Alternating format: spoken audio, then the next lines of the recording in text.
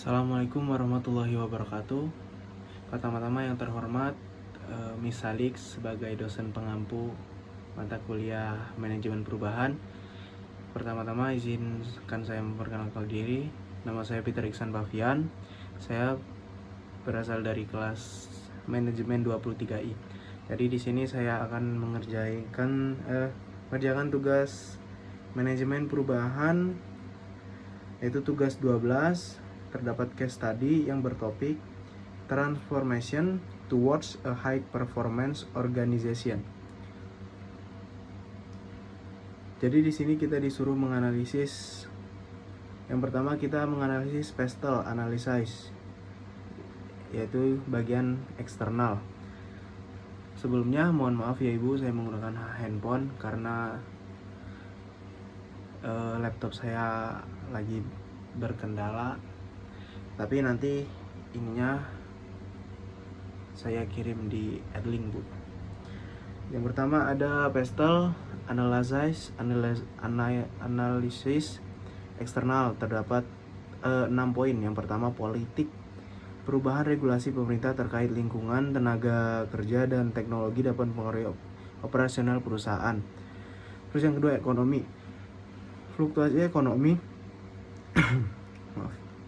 persaingan pasar yang semakin ketat dan perubahan daya beli konsumen dapat menjadi tantangan.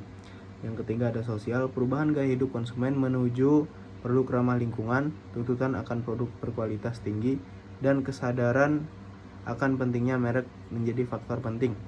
Yang keempat ada teknologi, perkembangan teknologi dapat yang cepat menuntut perusahaan akan terus berinovasi dan mengikuti tren terbaru.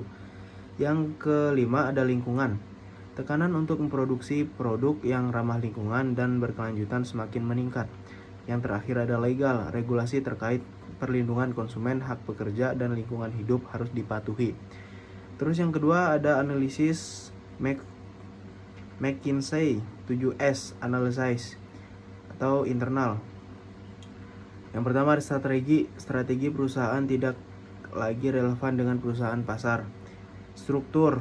Struktur organisasi yang kaku menghambat fleksibilitas dan inovasi.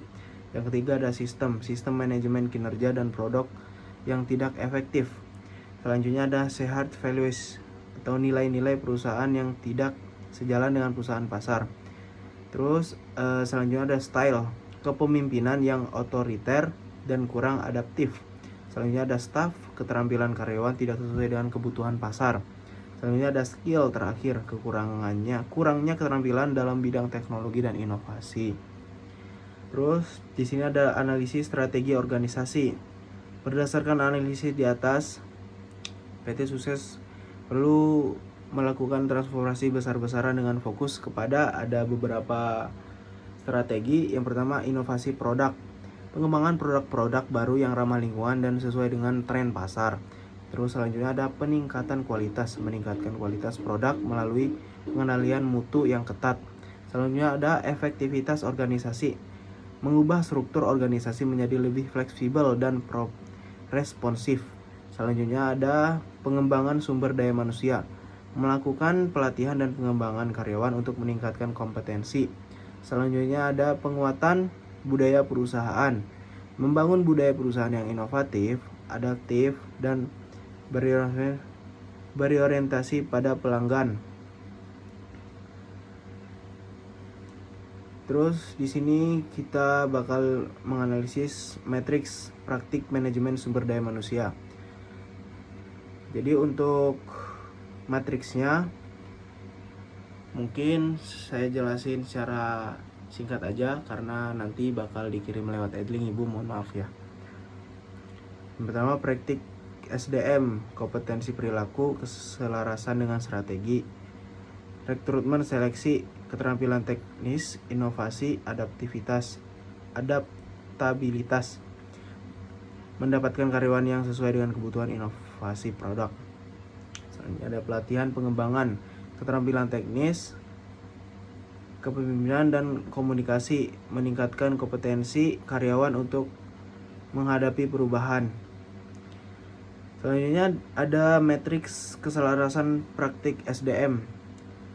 Yang pertama praktik 1, praktik 2, dan tingkat keselarasan. Praktik 1 ada rekrutmen dan seleksi, pelatihan dan pengembangan, praktik 2-nya, dan tingkat keselarasannya adalah tinggi atau saling mendukung. Terus yang kedua ada pelatihan dan pengembangan. Itu ada praktik 2-nya penilaian kinerja dan tingkat keselarasannya tinggi atau saling memperkuat. Terus penilaian kinerja itu praktik 2-nya kompetensi dan benefit. Tingkat keselarasannya ada tinggi atau saling terkait. Terus praktik pertamanya ada kompensasi atau benefit. Praktik 2-nya itu pengembangan karir. Tingkat keselarasannya sedang atau saling melengkapi. Yang terakhir, praktik pertamanya adalah pengembangan karir, praktik keduanya itu budaya organisasi dan tingkat keselarasannya itu tinggi atau saling mendukung. Kesimpulannya adalah transformasi VT sukses bersama memerlukan pendekatan yang komprehensif dan terintegrasi. Praktik manajemen sumber daya manusia yang tepat akan menjadi kunci keberhasilan dalam mencapai tujuan organisasi. Mungkin itu saja yang bisa saya jelaskan. Mohon maaf jika ada salah kata dan perbuatan. Saya izin. Wassalamualaikum warahmatullahi wabarakatuh.